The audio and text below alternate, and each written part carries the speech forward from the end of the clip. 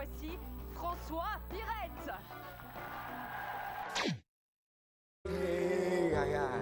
Infirmier, j'ai fait.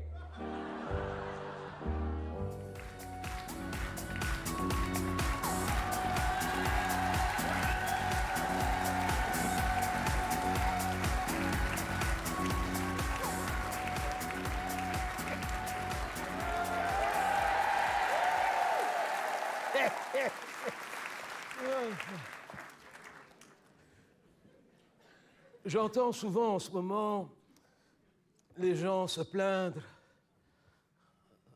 à juste titre d'ailleurs, les gens se plaindre du coût de la vie, mais ce qui a surtout augmenté ces derniers temps, c'est le coût de la mort. Mourir aujourd'hui, c'est le coup de fusil. Vous avez vu au crématorium, les prix ont flambé.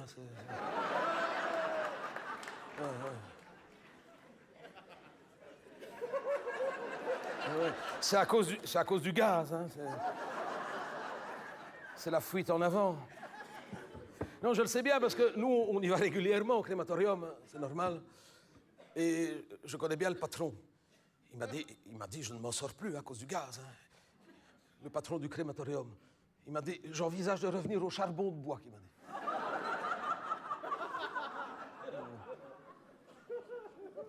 Il me l'a dit, les familles n'ont plus les moyens pour le crématorium. D'ailleurs, maintenant, en fonction des moyens des familles, des moyens de chacun, il a plusieurs tarifs. Oui, il a à point, bien cuit, saignant, bleu.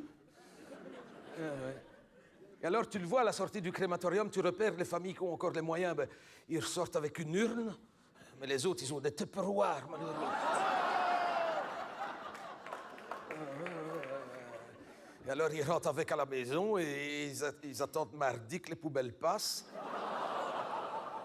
Oui, parce que ça a beau être dans des tupperwares, ça ne conserve pas non plus indéfiniment. Et alors, ils mettent ça dans les sacs oranges. Chez vous, c'est des oranges, vous. Selon les communes des verts, chez vous, ben, c'est le même. Ouais, mais il faut trier avant. Oui, parce que ce n'est que pour les déchets organiques. Ah, il faut faire le tri avant. S'il reste une prothèse, une hanche artificielle, une plaque, des vis, des dents. Tout ça, c'est au conteneur. Et ils vérifient. Ils vérifient. Oui, parfois, ils viennent ouvrir les sacs. Ah oui, Ils ouvrent les sacs et ils sortent un os. C'est à qui ça? C'est à mamie. Ah. Il y a une prothèse là-dessus, oui, conteneur. Ah oui, ça. Non, mais c'est cher, c'est cher. Et encore, l'homme du crématorium, il m'a dit la crémation, ça reste l'inhumation la plus démocratique. Ce qui reste le plus cher, c'est un enterrement classique, on ne croirait pas. Mais oui. D'ailleurs, je ne vous souhaite pas de mal, mais il y en a sûrement qui ont été à des enterrements dernièrement. Est-ce que vous avez encore été à un enterrement, je vais dire comme dans le temps, au cimetière, où on descend la boîte? Ça ne se fait plus, les gens n'ont plus les moyens, monsieur. Oui, mais il y a des métiers qui sont impactés. Les fossoyeurs, ils crèvent la dalle. Ah oui, faut pas croire. Et attends. Qu'est-ce que j'allais dire à un cimetière? Un cercueil, qu'est-ce que c'est cher? Surtout un neuf, Oh là là. Oui. Tu me diras, on en trouve rarement d'occasion, mais... On a déjà cherché sur Vinted, mais... Non, cercueil d'occasion, très peu servi, c'est rare. Mais les gens ici, je vois bien, ils n'ont plus les moyens. Ici, quand il y a des morts, les familles, c'est rare quand elles achètent un cercueil, c'est en kit, maintenant elles le font elles-mêmes. Cercueil en kit, oui, chez Ikea. Et, attention, n'allez pas dire ce que je n'ai pas dit. Je ne dis pas que chez Ikea, ils vendent des cercueils en kit. Non, c'est des plans qui circulent sur Internet, les gens le savent. Vous tapez sur Google, c'est comme ça. Cercueil en kit Ikea, t'as le plan. Non, ils font ça sur base d'une bibliothèque Kallax. Vous voyez ce que c'est la bibliothèque Kallax? C'est un grand classique d'IKEA. C'est des meubles les moins chers en plus, donc c'est économique. La bibliothèque Kallax. Mais il y a plusieurs modèles. Évidemment, il faut prendre l'étroite, la haute. Oui, il ne faut pas prendre la carrée à 4 casiers, évidemment. La bibliothèque Kallax. Malheureusement, il n'y a pas de couvercle, évidemment. Donc, pour le couvercle, ils sont courants, les vendeurs d'IKEA. Généralement, ils savent, quand tu viens chercher une bibliothèque Kallax, ils savent qu'il y a eu un mort dans la famille. Fais l'expérience. Rien que pour t'amuser. Crois-moi, va la semaine prochaine chez IKEA, demande une bibliothèque Kallax, on va te dire, oh, sincère condoléances, à tous les coups. Non, pour le couvercle, ils t'envoient au rayon cuisine équipée, et là, on te conseille une porte de frigo encastrable. C'est exactement la même dimension, et en plus, il y a des charnières avec des freins. Ce qui est beaucoup plus sécurisant pour les enfants. Mais oui, parce que comme ça, ils ne se font pas mal, tu vois. Parce que tu sais, t'as toujours un enfant à un enterrement qui dit « Oh, j'irais bien jouer une dernière fois avec papy. Fais attention à tes doigts. » Mais là, non. Pas de problème, ça fait... Et alors, il te le dit, si c'est pour un cercueil, la bibliothèque Kallax, plantez bien tous les petits clous à la fin.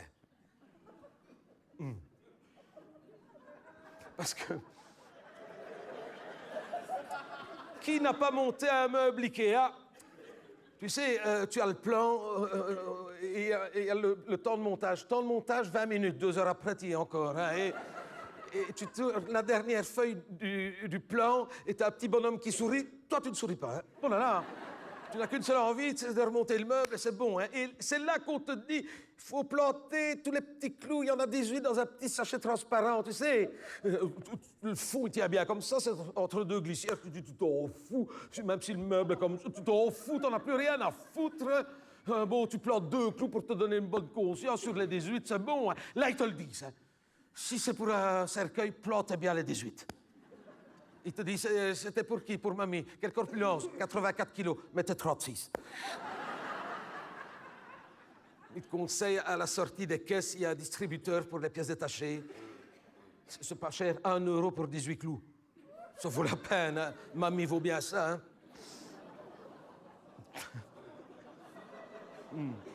Malheureusement, il n'y a pas de crucifix chez Ikea. Il n'y a pas de crucifix chez Ikea. Non, mais t'as quand même un tournevis en croix. Ça, c'est bien. Ouais. Non, mais c'est cher, hein? Et un corbillard. Qu'est-ce que c'est cher de louer un corbillard? Ici, c'est très rare que les familles fassent encore appel aux pompes funèbres hein, pour un corbillard. Hein. Non, ils ont l'application. Hein. Sur leur téléphone, hein, ils choisissent sur Uber. Si tu as l'application Uber, va tout à droite. Il y a service corbillard. Mais évidemment, ce n'est pas des corbillards qui viennent. Hein. C'est des véhicules utilitaires. Ben oui. Tu ne choisis pas. Hein, ça, quand tu as un vieux break Volvo, tu t'estimes content. Tu prends ce qui arrive. Hein. C'est souvent des indépendants, tu sais, en période creuse. Au moins, ça met du beurre dans les épinards. Ça rentabilise le véhicule. La fois passée, on a quand même eu une camionnette de chauffagiste. On a quand même l'air bête. Au cimetière, avec la camionnette de ce monsieur-là. Chauffage, tu vois, au bord du caveau en train de descendre la boîte. Il y avait des gens qui déposaient une fleur sur une pierre à 10 mètres. Ils sont venus nous trouver en disant « Non, vous avez les moyens, vous lui installez le chauffage. » Je dis « Mais c'est chauffage par le sol. Hein. » Mais la camionnette du chauffagiste, ça allait encore, parce que la fois passée, pour cette femme-là, on a eu un camion de marchand de glace. Un marchand de crème à la glace. Oui, c'était l'année passée, au mois de février. C'était hors saison, il ne travaillait pas. Il pouvait joindre les deux bouts. Ouais, un camion de crème à la glace, tu sais. On l'a mise par l'arrière. Ça, elle a été au frais, pas de problème. Mais ce garçon-là, il était embêté. Il nous avait dit, écoutez, je n'ai pas la vitesse corbillard et je ne peux pas rester en première. Il me dit, je vais griller mon moteur. Il dit, je dois me mettre en deuxième, je vais rouler le plus lentement possible. Ouais, le plus lentement possible. On était quand même 25 vieux à courir derrière un camion de marchand de glace. Les gens qui nous voyaient passer, ils disaient, mais ils pourraient quand même s'arrêter, les pauvres. Il était surtout très embarrassé que le véhicule revenait d'entretien et il n'avait pas trouvé la panne. Pas du moteur, du haut-parleur. Oui. Le haut-parleur restait bloqué. Dès qu'il mettait en route, il ne savait pas si c'était le CD ou le haut-parleur, mais dès qu'il mettait en route, tu avais la musique. On a quand même été de l'église au cimetière sur une compilation des chansons de Walt Disney, à fond. Cette femme-là, elle est partie sur Libéré, délivré. Ah, oui.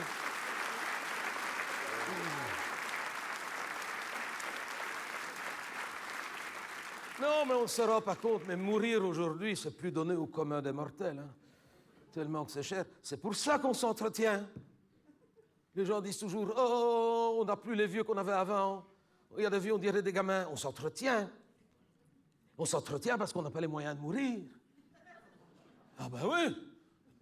Donc on se maintient, on fait de l'exercice, on mange sainement, on ne boit plus, on ne fume plus. Et pendant ce temps-là, on économise.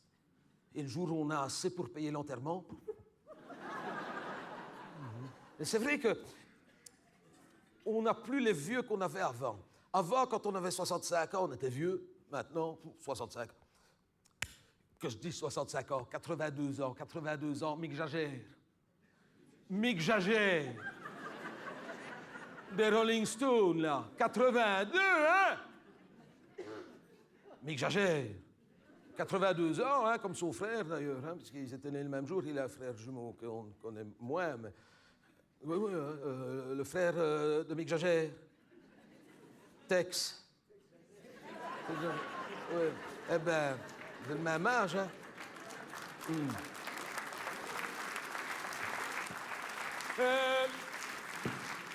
Le Beatles qui chante encore, 83. Adamo, 82, chante encore, hein? Il cotise encore, hein? Quand je vois Adamo, quand je vois tout ce qu'il a cotisé depuis ses 16 ans et qu'il cotise encore à 82, je me demande pourquoi on vous fait encore travailler. C'est vrai, hein? Di Rupo, 74.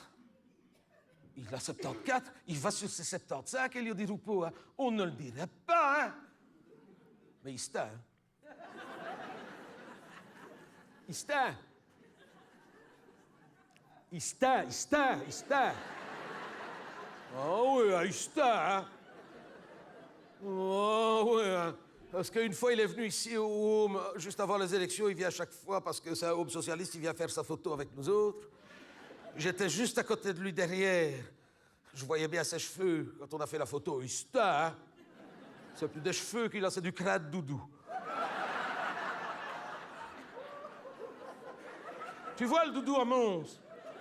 C'est un Georges avec sa lance, c'est le dragon. Et le touffe qu'il a au bout. Du crâne doudou, hein? D'ailleurs, c'est pour ça qu'il ne va plus à l'intérieur pendant le combat. Parce qu'avant, il était bourgmestre de Mons. Donc, il allait dedans. Il n'ose plus. La dernière fois qu'il a été à l'intérieur, il y a un étudiant qui lui a arraché une de ses touffes, malheureux. Ah oui, d'ailleurs, il a été en Turquie, on lui a remis les poils du dragon, c'est le même. Ah oui, c'est un. Il se tend.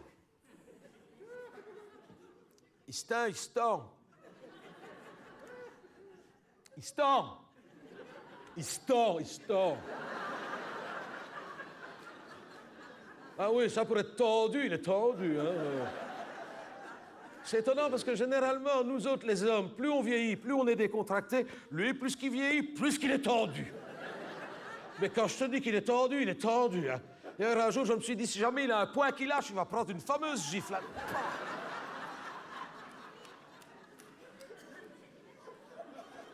Écoute, tendu comme il est, avec les cheveux qu'il a, tu lui mets un kimono à sa taille, il ouvre un restaurant chinois, ce garçon-là. Ah, ouais. Tendu, il est tendu.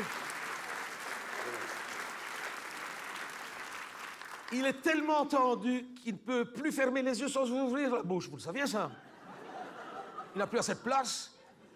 S'il ferme les yeux, il ouvre la bouche. Il dort la bouche ouverte. S'il ferme la bouche, il se réveille. Tu ne me crois pas? Regarde-le la prochaine fois à la TV. Quand il parle, il cligne des yeux. Mais il va bien finir par arriver chez nous autres. Hein? À 75 ans, il n'y en a plus pour longtemps pour qu'il n'arrive ici. Hein? Ben, il finira ici avec nous autres. C'est un homme socialiste. Il finira ici, hein? Et il se fera incinérer, comme tout le monde. Mais les socialistes se font incinérer, hein? Oui, parce qu'il y a encore comme ça qui sont plus ou moins sûrs de remplir une urne. Hein?